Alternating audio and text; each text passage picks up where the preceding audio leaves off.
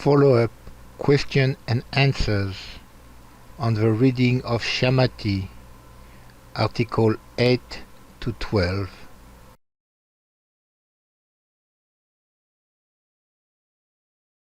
Hey guys, Hi. Ohio was really good, Thank you. but this is a question that I have. So all of this is great and beautiful, but how do we go about doing this every day when we are going shopping and somebody is rude to us and whatever? How do I really go about trying to bestow or trying to see? Mm, Trying to do the right thing with everything that happens? How do I even get the desire to do it with everybody all the time? Is this making any sense? Yeah, it's a great question. Actually, it's a really, really good question because this is going to bring up.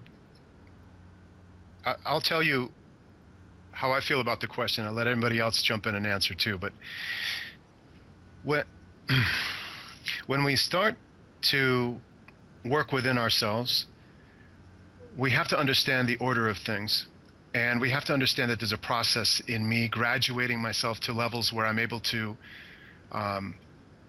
work in larger and larger circles and accept larger circles of influence around me. And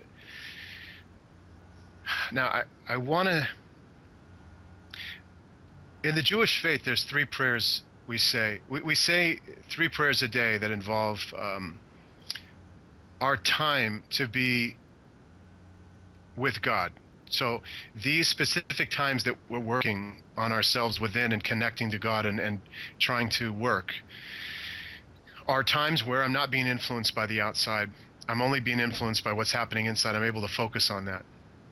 Now, the truth of the matter is, without having essentially the strength to balance myself from the negative aspects that happen outside of myself, I can't work or operate in that area. And it means that I need to just annul myself there. I can't go into the mall and try to hug and kiss everyone. This is not the idea.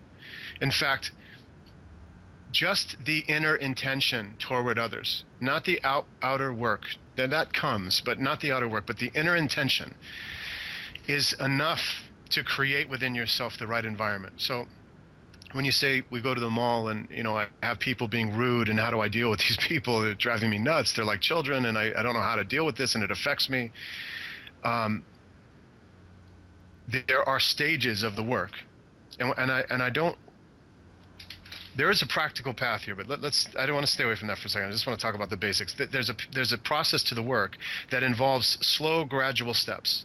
That I make changes within myself slowly during the time that I'm working. I'm trying to study or I'm trying to pray or meditate or whatever the things that I'm doing, and I'm contemplating and I'm focusing and I'm balancing and I'm doing these things. And then there's other times, at first, when I start the path that I'm not able to have the strength to overcome. And this is understandable. It's not that we're going to go out and conquer everything within a day. We have to take little baby steps. So as I start to understand within myself this relationship, just within me, it has nothing to do with anyone else, just within me, I start to understand how I sense and feel and move and the light, how it affects me, my pleasures, my pains, and I start to work. Slowly, as I make corrections, it starts to expand my conscious understanding of how things around me function.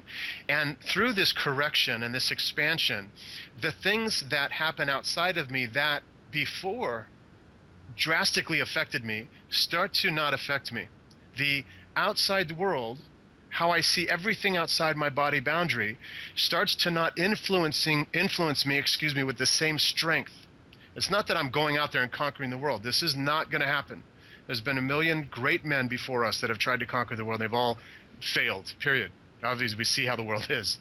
But as I cleanse and clean and correct and transmute myself within, suddenly those things that affected me outside, that influence of energy outside that pulled me from the center, doesn't pull me from center anymore because I'm building the right strength within myself.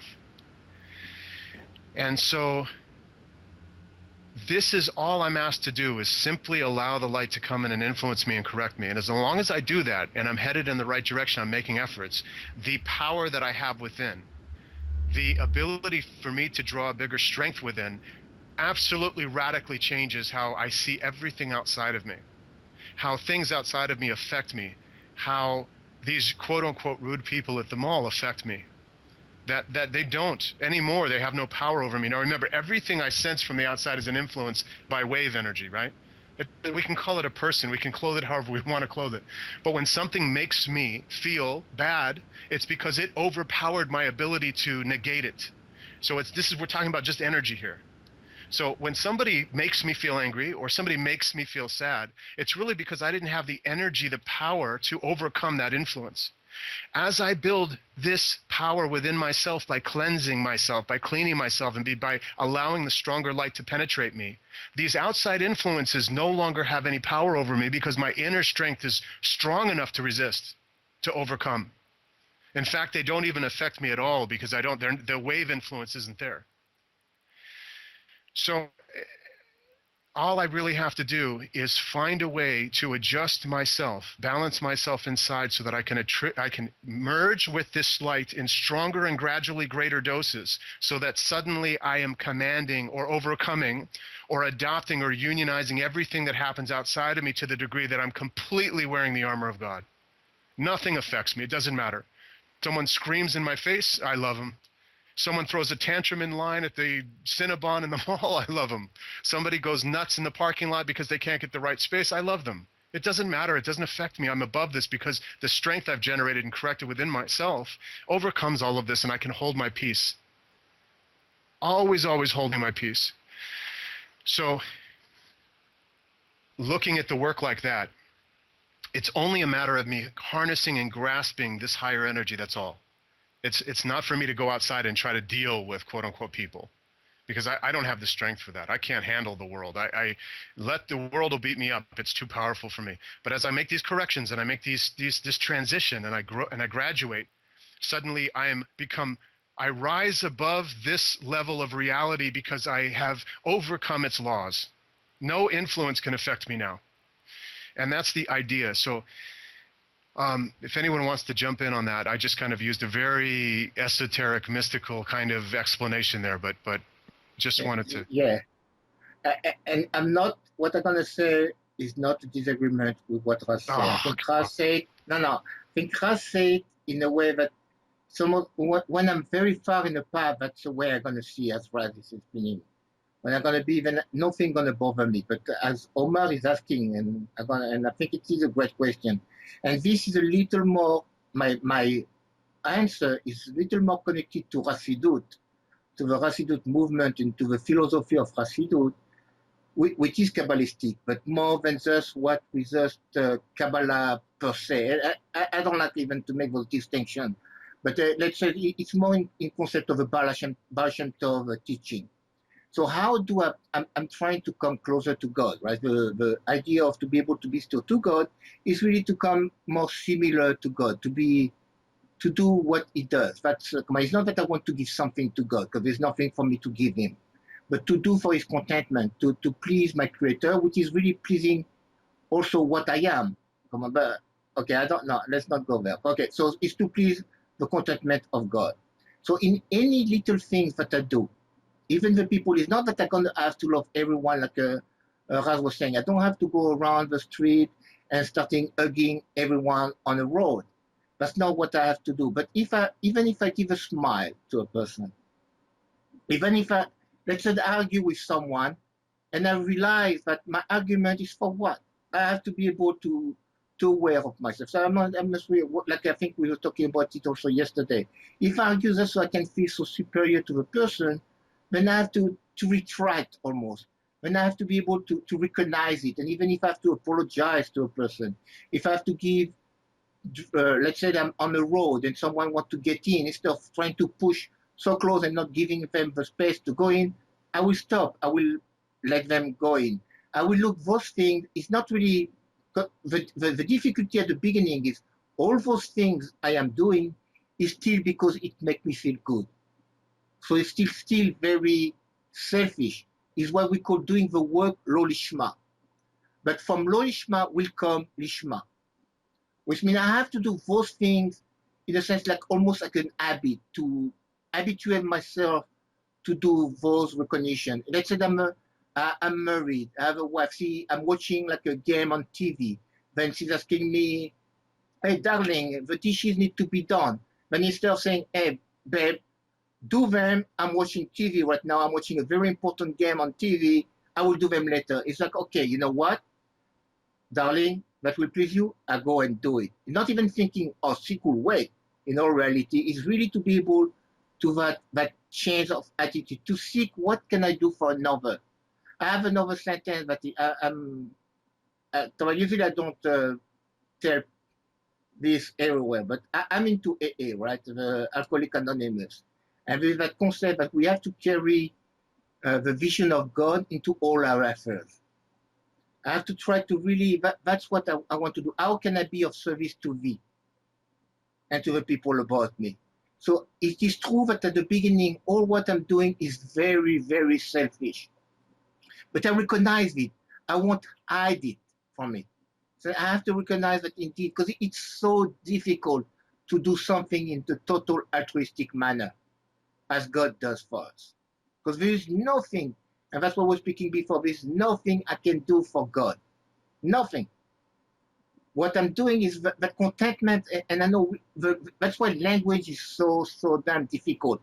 Because when we say that I'm bringing contentment to my maker, what do you mean contentment? It's really, it's like, it's the rejoicing is that reunification, because we separated right now. When I'm in a sinutsura, in a channel form, so far away from the will to bestow, that separation, that longing. And so that reunification is what is called really the contentment of God. It's not that God, the Creator, become happy suddenly because I'm close to Him. And so in almost anything that I do in life, I can really try to treat the people in a much better way. Anyone, not even, and believe me, it is very hard. I'm not at all there at all. Come I look at my enemy and I want to kill them, not understanding that really all of it is no different than me. But it's very difficult. But that's what we try to do. Yes, I'm a sinner, right? Which means I miss my target, right? Blasphemy.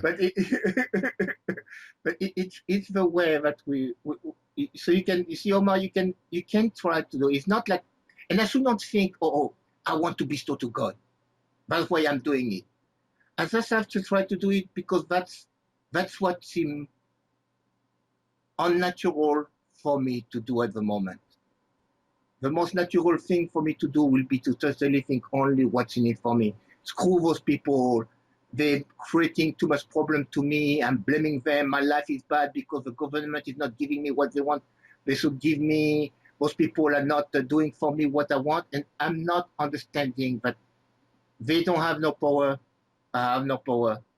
And that all of it is into God's hand, in a sense. And slowly, by doing little things like this, I can really come to a closeness to my Creator. Like we have a saying, charity in tzedakah. We say that if someone come to you and ask for tzedakah, let's say I don't have no money, I'm poor, right? I don't have. If I have a little coin, I can give him a little coin. If I don't have a coin, I should give him a smile. I will not send a person that come to me with like, as screw you, I have nothing for you, leave. Even I give him a smile, a reconfort, something, even that is not, it cannot be fed from it, but that's what I can do in understanding that this is for me what I have to treat other people in that way, because that's what I understand can bring me closer to become in Dvekut, in adhesion with my Creator. I hope, Omar, I hope it makes a little more sense. Yes, thank you very much. And how do you guys, if I can ask another question, how do you guys remind yourselves of the work every day? I mean, in practical terms, do you guys have like, at 1 o'clock we stop and we give thank the Creator for the opportunity, or I mean, do you guys have this something? Because what happens to us, Paulina and I, is that days pass we go on with life, and we yes, we do it when things happen to us, like Rasi was saying, but sometimes we we just stay in the flow of things, and we don't, when we realize that we are already too deep into what we shouldn't be doing. But Omar, I'm gonna let Philippe answer that. I just want to make a comment to the prior comments that were made about the energy idea. Then I have a more secular view. Just to add this in, the Hasidic movement aside, okay, because I want to get rid of all the concepts for a second. Let's empty ourselves out. When I'm at the mall, just to understand this idea, and somebody's looking at me, screaming at me, and I feel my blood boiling, and I say to myself, I need to tell this person I love them, okay? But I'm feeling anger, and for some reason I can't overcome that anger to tell this person I love them, okay? There's going to be this situation where I'm at war. Now, the whole purpose of me is overcoming this influence that I'm having within, okay? Whether it's not yelling at somebody stealing my parking spot, or somebody at work, or a jerk that calls me on the phone, or something happens that I can't maintain my peace, has the only thing that has to do with is the influence of energy over my intention. That's it. It doesn't have anything. I can smile at somebody, okay, who yells at me. I give them a smile, but it doesn't mean that I don't feel angry. So the core problem is the anger. So I kiss and hug someone that yells at me, but I still feel the sensation, which is drawing me away from the Creator. This has to do with energy. This has to do with me losing the battle against this force, this influence within myself. And in order to overcome this, I have got to have the strength within myself to stay within a peaceful place.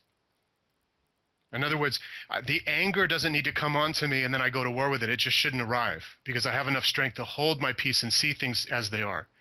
And for this to happen, I have to be able to allow stronger energy / light to penetrate me at all times.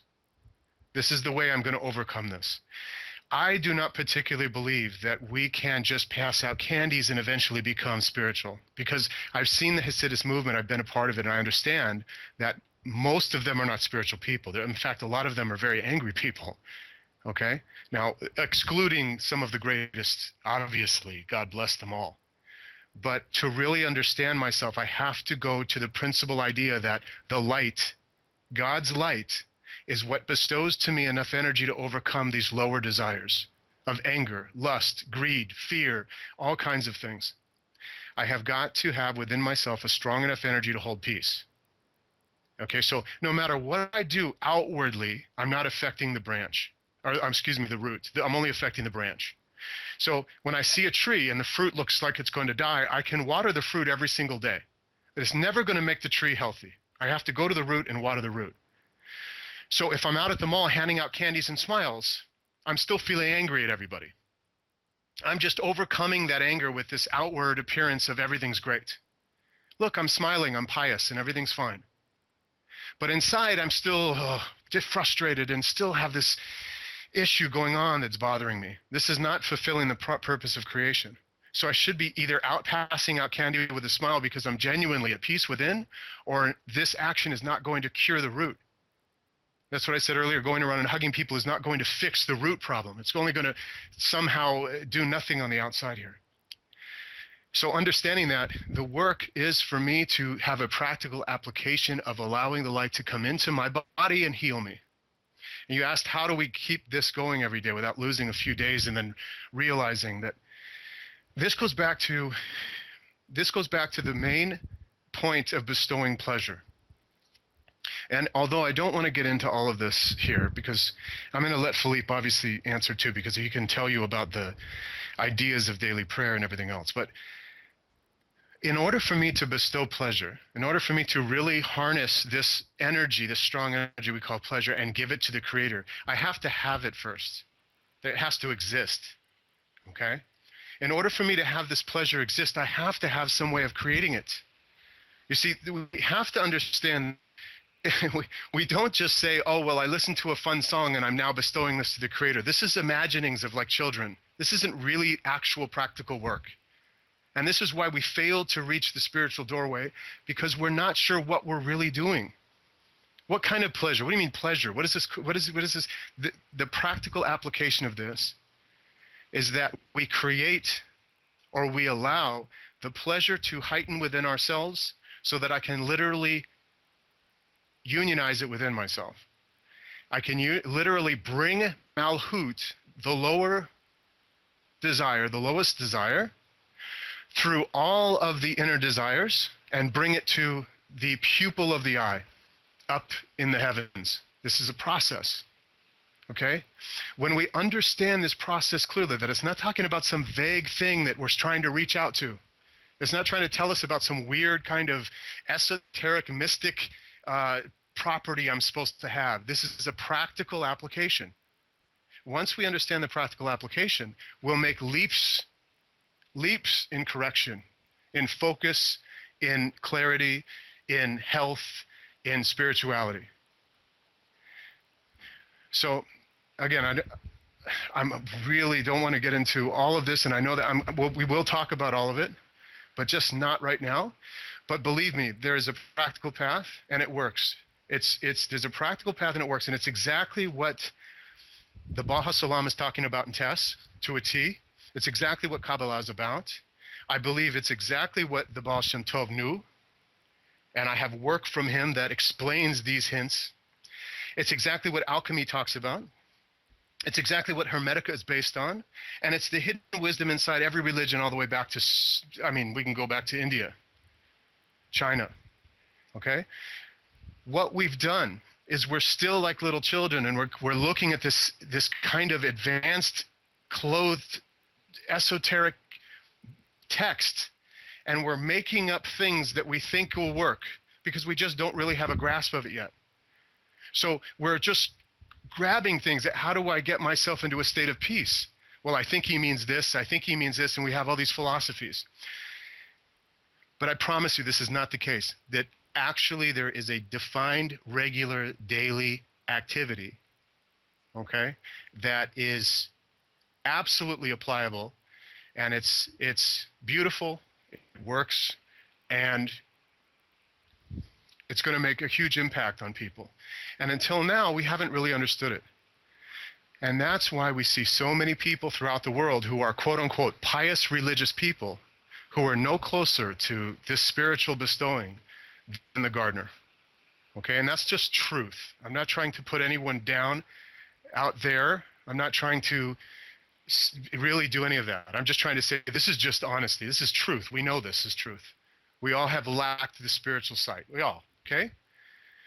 So the idea is to take this wisdom that all the sages have given us and break it apart, because it's been clothed for a reason so that we can open it up today and understand it. But it's much it's much more practical and applicable than we think. And so that's all I want to say. But Philippe, about the daily reminders and all of this, you can help Omar with that, I'm sure. Yeah, and first I want to say, Raz is speaking for the most advanced here. Because there is also a say, right? A mitzvah lelo kavana, a mitzvah, a deed that is done without the intention, is like a body without a neshama. It's like a body that doesn't have a soul. It is dead. So I think that's what here Raz is saying. I can do all kinds of actions, but if my desire, the desire that I have inside, is not so I can get closer to God, but it's not that purpose. That purpose is just so I can look good, so people can appreciate me, so I can get thanks, I can get standard, then it is indeed totally empty. And so now, what do I do? And I can say, what do I do to be able to so-called remind me is there? First of all, it doesn't happen on the first day that I'm going to be aware of such a thing, then suddenly all day long I'm going to be. Sometimes it's going to take time. I'm going to be a day here, then sometimes it's going to take a few days, and I'm going to be totally into my own self, into my own enjoyment, and I will not even think about contentment to God. Well, as a Jew, I'm a little lucky, Because when I open my eyes in the morning, when I wake up in the morning, my first word is "Moter nilefanera thank you, God, for returning my soul and with a grace and to trust into me." So already, as soon as I open my eyes, I have that reminder. You're welcome. And let's say if and let's say if I'm not a Jew, if I'm not a Jew, what I can say that thy will shall be done, not mine. Like if I'm confessing, that's what I can just do as a reminder for little things. It's meditation is also another one. I meditate in the morning, well, when I wake up, so it permits me to calm my mundane brain, my the thing that I think all day long, and to calm myself to be able to be more serene in a sense. But again, and that's why I like what Raz said. That even that it may sound like I feel like, oh man, I know that I'm not there. I'm not at that concept. I'm very far away, where within the past. But some people here are a lot more. I don't like the term advanced, but more further into the path, into the understanding of the path and doing what they do than I am. But it's like if I can, if my intention within myself has to be, that is for why I am doing it. This is the reason I am trying to do good to another, not so it can be just so I can do good to another, but because I want to get closer to God. The process of a tikkunim, there is, and again, this is very specific to Judaism, but I think there is the correction. There is different prayers at night, different prayers, like the Shmona Esrei, the Amidah, is to create those tikkunim, those corrections, slowly and slowly. If we have a right kavanah, again, I can do it in a very modern manner, like many of us in a religious group do. We just go and we do it because it's an habit.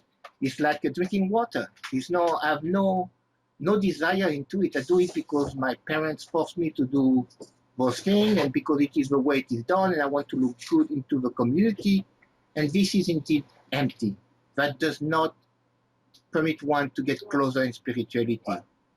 But and this is my personal opinion again here that I'm gonna state. It's very my own personal concept. But spirituality is not being up into the sky with God. It's being down here among the people where He put me into that world. My purpose, and I connect to Hasidism, my purpose here is to be at least a dwelling for God.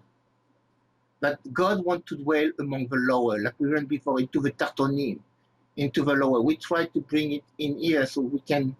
That's what I'm trying to do. And this has to be in the back of my mind when I do anything and I try to get through. And again, I like what Raz said, because indeed it is very important that we understand that it is not by doing all kind of action here that suddenly I'm going to become spiritual. I give everything that I own. I'm going to give all my wealth and everything to people, then I'm going to be onto the street with hungry and cold, and in my head, I'm going to be all angry, and that you don't do nothing. All what I will have done will be totally empty. Will have been for no reason. So when you want to try to see how can you be remembered, even if it is just telling you, thy will shall be done, not mine, to please my Creator. And what I'm doing here, I'm trying to please my Creator. And a little thing like this, then it permits me to readjust. And with time, if you have like 10 minutes in the morning, 5-10 minutes, even if you have more time, you can just sit down, or even when you do anything, when you wash the dishes, you brush your teeth, be aware that, okay, that's what I'm doing. I'm doing it for that reason. I want to do because I want to be clean so I can worship my Creator. I want to, it's those, to me, those are those little things, not great things. Those little things permit me to be more aware of what's going on inside. And again, I like to reemphasize what Raz said, so I don't sound like I'm saying something that is totally opposite of what he's saying. It is the inner. My inner is what is important to focus on. I must focus within myself of all those sensations that I have within myself. I must reevaluate why I'm doing the thing I am doing. I have to be honest with myself to be able to look within me and see, even if I look that I'm doing things for a totally very selfish reason, I must realize it. Because if I don't realize that, I will not be able to progress. How that help, Omar? I mean, Philippe, that's beautiful. We could go into a lengthy discourse and back and forth about servitude and understanding God and trying to bring God to here or trying to go to God and all these ideas. These are just two different philosophies, but the idea is the same, that we're trying to change our properties into something that's closer to the Creator's properties. The argument is really philosophical because, you know, Philippe says he's bringing God here to bestow God to the world or bring the light out into the world. And on the other hand, you know, you could also say that the Kabbalists are telling us to reveal the Spirit first, then we can work with the light out into the world. So it's one or the other. Hasidut is a little different. So you just have different philosophies on it. It's really the same kind of idea, though. It's all about interchange. But, and not to go into another rant, God forbid, I don't want to spare you that. But truly, what we both are agreeing on is that without having strength, without having connection to higher light within myself, I'm not going to be able to do any of this. Because even Philippe says, you know, the truth is to give, to bestow light into the world. But until I have a connection to the light, until I actually have revealed the light, I don't know what truth is. I don't know bitter. I don't know sweet. I don't know how to bestow it all until I've actually revealed this. So as the Baha Salam tells us through the Arizal, we have to first reveal. We have to, as Christ says, take the log out of your eye before you heal your brother's eye. Meaning that inner eye has to be visible and seeing and healthy. So I can't give any light to anyone if I don't have it. I can't cure people if I haven't finished medical school.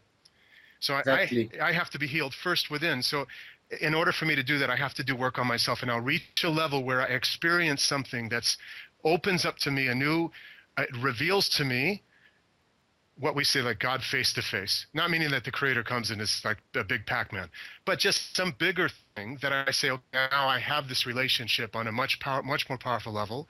And this is very practical. This is actually something that we reveal. That's why in Kabbalah we see it's made on this parsa, this veil, this barrier that we're trying to get through. Prior to breaking through this barrier, even what Creator am I talking about here? I don't really know. It's all philosophy. So the Creator gives me all this light. What light? This energy, I don't know. I'm not sure. I have no relationship with the Creator. It's like taste and see the Lord is good. Okay, well, I need to go find the Lord and taste.